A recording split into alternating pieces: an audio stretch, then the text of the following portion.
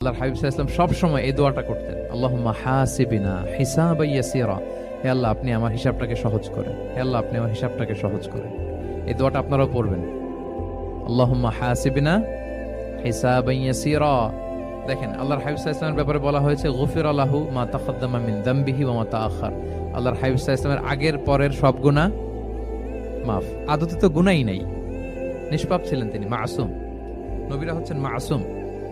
তারপরেও আল্লাহর হাবিব সাল্লাল্লাহু আলাইহি ওয়াসাল্লাম এই দোয়াটা করতেন, আল্লাহুম্মা হাসিবিনা হিসাবান ইয়াসীরা। এরপরও তিনি এই দোয়াটা সবসময় করতেন। তাহাজ্জুদের সালাতে দাঁড়িয়ে থাকতে থাকতে ওনার পা ফুলে যেত।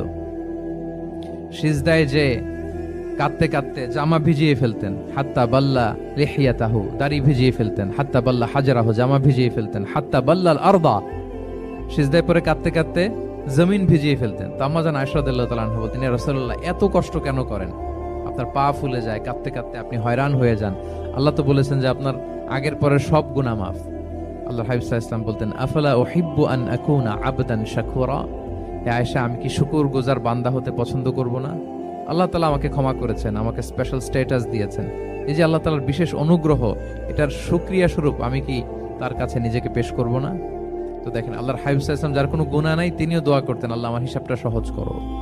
সেদিন যার হিসাব সহজ হবে, তার জন্য সবকিছু মিলে যাবে, তার মুক্তি।